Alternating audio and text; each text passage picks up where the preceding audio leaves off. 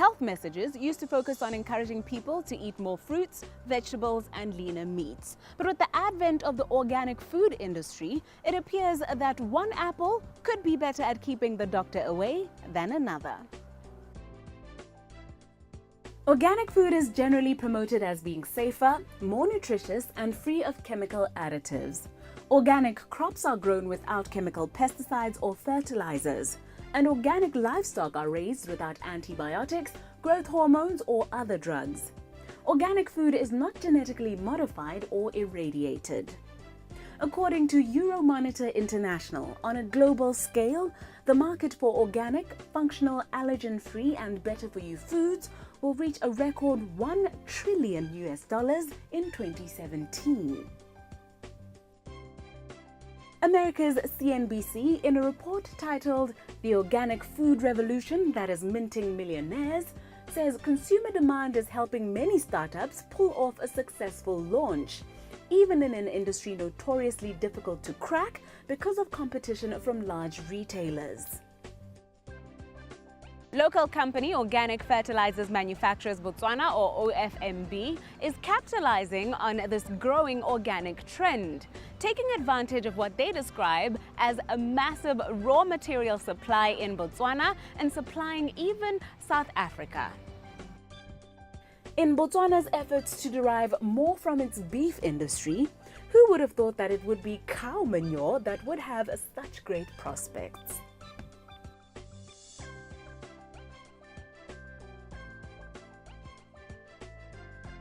Welcome back to First Issues as we discuss the business potential of organic fertilizers. We traveled to Organic Fertilizers manufacturer Botswana's site in Mamashia to find out about their contribution in this growing industry. There is an increase in the popularity of organic foods and obviously the supply of organic fertilizers. As far as the efficiency of organic fertilizers, they do not have the same concentrations as inorganic fertilizers, and so a combination of two is what we are finding is the best alternative, particularly for Botswana, because Botswana has such sandy soils and has high salinity in the soils. We're introducing the organic side of it, or a combination of the organic, in order to try and stabilize the soils, increase the productivity of the soils, and basically improve the farming practices to suit climate change and everything like that as well. When combining the two types of fertilizers, which pros and cons are you trying to cancel out from both the organic and the chemical? With the organic, you get a stabilization of the pH, the soil acidity, alkalinity of the soils.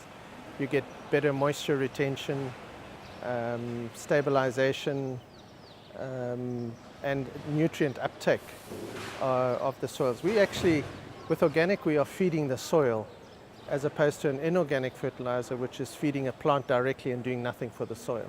So we're trying to improve the soil so that there's a better base of what's happening in the soil structure. It's like we always say, you cannot build a house without a foundation. And that's what we're saying now. If you don't have the proper foundation, you will never get the proper yields and quality of crop. So we definitely, with the organic, the combination of organics and inorganics, we're trying to reduce the chemical content of fertilizers that's going into the soils, so as to avoid any degradation of the soils and everything like that, and increase the organic matter in the soils. What does this mean for the farmer who's trying to remain 100% organic? Does this mean they cannot expect the same type of yields as somebody who uses chemical? There could be a decline in yields, but with organic fertilizers you need to probably put on maybe 2 to 4 times as much fertilizer into the soil in order to get the same reaction as an inorganic soil. But what you do get is an incredibly high quality product. Apples, oranges, everything is much juicier, and you just get a different taste, I believe, to the finished product. Yes. If one has to use more bags of organic fertilizers in organic farming, Could this be one of the contributors to organic food being more expensive? Absolutely. And also I think people want to eat healthy. They're concerned about the amount of chemicals that are being used in the production of crops. I mean, it's not only fertilizers, it's the chemicals that are sprayed onto the crops that is affecting our health. So what we've actually done, we've registered a number of organic pesticides, fungicides and everything like that. We're in the process of registering now. And we're also adding biologicals to our fertilizers, again to improve the performance of our fertilizers, but with the sole aspect of providing maybe a healthier fertilizer, I can say, and so you get a healthier product out of it. But really, I think what we're really concentrating on is the structure of the soils, because inevitably, if you can improve the structure of your soils over the years, it'll actually lead to a reduction in the amount of fertilizer you need each year to grow a crop. Yeah. There are a number of different types of organic fertilizers. What made you choose manure? Definitely because of the abundance in Botswana, with all the feedlots that are prevalent in Botswana, and the amount of chicken, poultry there is in the form of the broilers and everything. We would prefer, if we could use the best organic fertilizer, is bat guano or seabird guano. That has the highest NPKs, and even human is superior to cattle and poultry. But we actually have we've targeted cattle and chicken because that is what is in abundance in Botswana.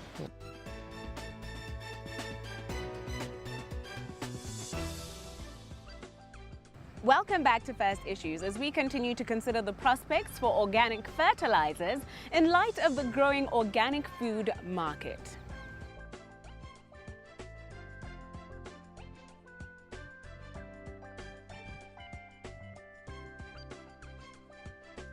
How complex is it to produce organic fertilizer? Isn't it simply a matter of going straight from crawl to the field? Absolutely not. We collect the manures from the chicken, the poultry producers, and also from the cattle feedlots. And then we put the manure into windrows, and we have a machine that actually composts the manure over a 3-month period. And it takes it up to over 65 degrees in temperature during the composting process at least 3 times during its life cycle. The reason for that is to get rid of any E. coli and any other bad possibilities of disease or anything, bad germs that could happen in a compost, kill off any weed seeds and everything like that. So the composting process is quite complex. We turn the compost once a week over a 3-month period, and eventually it cools as it degrades and gets into a fully composted form. Then after that we bring it into the factory here and we sieve it. We take out all the large objects that might be in there, stones and that. We then mix it with our other organic products. We have a recipe that we worked on over the years, which now gives us our finished products. So it's all organic that we add. It goes through a granulator and then through a dryer. And again, the dryer, the temperatures are over 300 degrees Celsius in order to dry the product. This again will take out anything that is living in that compost, if there is anything. And then it goes through a cooling process and then through a sieving and sorting process to get the right size granule. If you're going to use a compost from the field or throwing manure on your lawn, it smells because it's not properly composted. And in the bush, unfortunately, what happens is that because the cattle are walking in the bush, they're picking up weed seeds and grass seeds and everything. So if you put manure on your land, you are going to get an increase in weeds and everything like that. Yeah. So yeah, it's definitely a complicated process, and it's not easy to do. It does cost a fair amount of money to do it, But yeah, we think it's worth it. Yeah. How are your prospects looking? What does the future of organic fertilizers look like? Well, we followed a policy of export registrations and everything. And last year we did over 1,000 tons into South Africa. This year we've done about the same. We were hoping that we were going to treble it or quadruple it this year, but because of the water restrictions in South Africa, we have had a problem. We're exporting into Namibia now, and then we're looking at Zambia, Angola, and Zimbabwe ultimately. So I think as far as our prospects, they're really, really good. And of course, we want to concentrate on the Botswana market because we believe that our fertilizers are the right ones for the climate and the soils and the crops and everything like that. And we know our products work because they've been tested and tried. Yeah. How prepared are you for these plans? Our capacity on the granulation side that you see behind me here is 30,000 tons per annum. Our blending plant can do in excess of 40,000 tons per annum. So Botswana's total fertilizer budget is between 30 and 40,000 tons per annum. So we believe that we can supply the whole of Botswana's fertilizer requirements. But on a blended side of it, we use maybe 20% on average in our blended products. So we have a huge surplus that we're looking at. Already we're in over 100 outlets in South Africa, and we're looking to get into some of the larger distribution chains and everything in South Africa, Namibia, Zambia, and Zimbabwe. So to answer your question, I think we're quite well prepared. Yeah.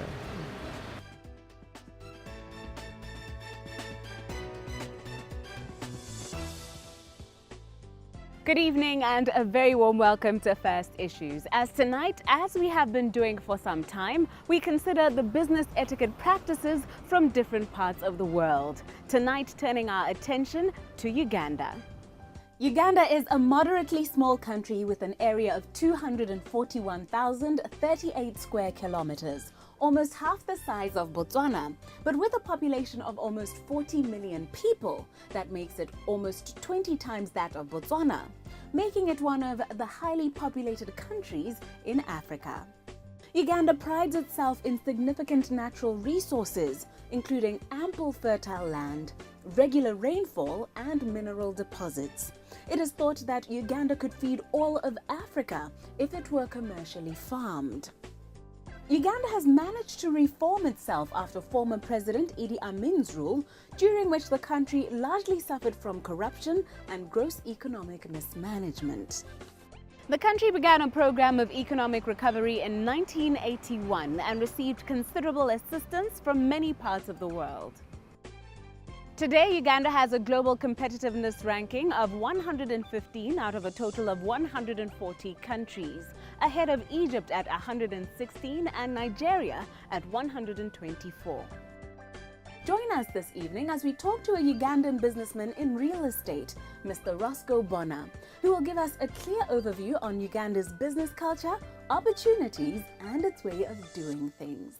Well, you know, Uganda has the same character like Botswana. Apart from that, the population is 36 million people and crowded in one small place, which is maybe half of Botswana. So it's dense. But before you get there, if you are in Botswana, we have a council office here on Independence Avenue, Red Cross House. And the honoraries council there would be so helpful to give you the contacts of people to see the trade offices and so on. But if you also know some people from here who would just guide you, Uganda is a soft place. There's not so much legality in it, but you need to be so careful because of that fluidness, you know, because then they could take you for a ride or something like that. But generally the culture is similar to that of Botswana. They want to be greeted, you know, and then you respect them, then they respect you, talk about the children, talk about cats, cows, you know, so it's the same thing. Yeah, but if you go to Kampala, you're talking of 7 million people. So you can't just bump in and say no, unless you are really going for entertainment, you know, nightlife, because the city is a 24-hour type of city. people counted at night, and so you would meet people and they will all tell you good things. Some might tell you bad things, but they are generally positive. They always say, you're doing very well, so they're always positive. Yeah, but doesn't mean that business is so easy, but it could be easy if you identify the niche because of the population. Anything could sell. When our guest says that Uganda is soft, but one has to be careful, what exactly does he mean by that? Yeah, careful because you have a lot of youth who would be scheming as well. Yeah, they call themselves different types of names and so on, Lebanese, or they would be, Africans, but would have those pronominals, and they would be scheming to see whether they could not really steal, but maybe sell you a piece of land which may not exist. So you don't do those things. Anyway, even here, you wouldn't just go and say, I want to buy land and so on. But just getting to know the culture, you can get into the clubs and just listen to people, what they are really saying. There's a lot of information which would come by just observing and so on. Yeah, but for business, like anybody else, you need to have maybe contacts from here. You go and meet the bankers, you go and meet the lawyers, you meet the sportsmen. I think one of the key thing to do is meet a sportsman, because sportsmen tend to be more positive and than just meeting somebody in a bar. I mean, you wouldn't even hear, when I came here, I didn't have to go to the bar. I had to make sure that I have specific people to meet. And then you just mix in, and then you find that your business can run properly because just you feel in as yourself. So that's basically what you would advise anybody would want, and the opportunities are there anyway, from Botswana point of view, because Botswana has a lot of advantages which it can carry to Uganda. Here is what Mr. Bonna thinks business people of the two countries, Uganda and Botswana, can learn from each other. When you're a youth and you decide to take the opportunity to take a risk not so much of financial risk and so on, but of moving away from your parents and your relatives and friends and go and live in what other people might consider way out. I mean, it's like a Botswana, if he says, I'm going to go to invest in Kampala, it would sound very high risk in a way. But if you do it as a youth, then you go there and then you focus yourself. You live your life, you enjoy it just like a youth in Gaborone, but you're focused on one line and you are observing that that line is working. You keep working on it, you will definitely succeed. So it's more of perseverance and taking that initial risk. But you take it like maybe when you're youth. If you are old, like now where we are, then that's when you go maybe equity participation and so on. But a youth can go there and say, you know what, I'm a good musician. Let me go and collaborate with guys in Uganda and work hard, go in the nightclubs, present every day for a week and so on, get my pay, come back and reflect. There are chances that you would end up going there and say, look here, I could have a club, and that club I will model it this way, because in Botswana you will have had good ideas, and Botswana being next to South Africa, there are a lot of ideas which to the guys in the north there is what they are really looking for. And Botswana has a lot of ability of doing that, because we have the same culture with South Africa, with the addition that we have had a freedom for a longer time, and we are more cultured now to business done with the proper governance.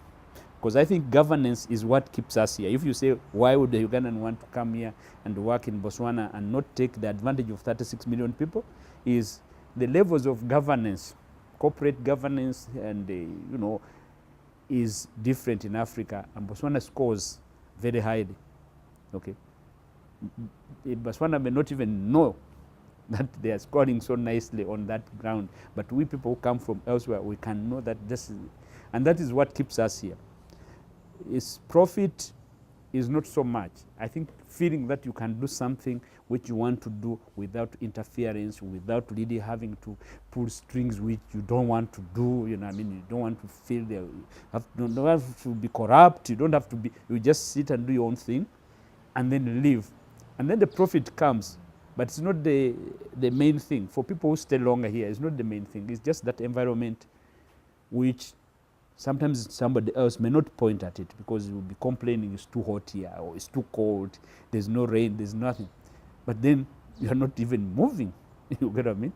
Yeah, so that is one thing the Ugandans would have to come and take advantage of and have some sense of fact that things work in Africa, because a lot of people fear to move from one African country to the other because they think things in Africa don't seem to work, but they do work a lot. I mean, and Uganda might sound like there's a lot of problems because of media from outside, but when you go there, you don't feel anything. When people tell you, you know, there are wars like in Sudan and so on, yes, but where there's no war, you find that it's the same thing altogether. But except that sometimes the governance might vary a little bit. We have to admit on that. Next, we asked how important the aspects of time and organizational structure are in Uganda's work culture. Time management is a challenge. It's a challenge basically because of traffic. You've been to Nigeria, so you can tell. You would promise you want to be there, but you could be held in traffic for 2 hours. Short of that, you jump out of the car, park it on the side, and get on the famous motorbikes. You have heard of the motorbikes in Uganda. There are so many. They will take you maybe so quickly, and then you meet your appointment. People do try to do that appointment. So they still respect people who keep time. A lot of it because they would know that you already sacrificed, you really left early, or you left your car somewhere, jumped on a motorbike. And these are, I've seen diplomats jumping on motorbikes to go and make sure that they meet their appointed time. Yeah, the working hours are longer in Uganda. You know, you can work up to midnight if you really have to.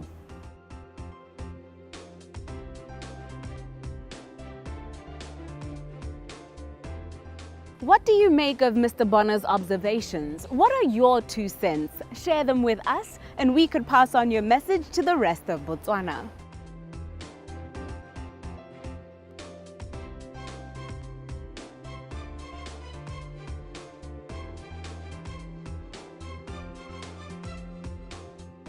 The rest of you watching at home can also write in and participate in our Facebook poll to help us continue to improve our offering to you.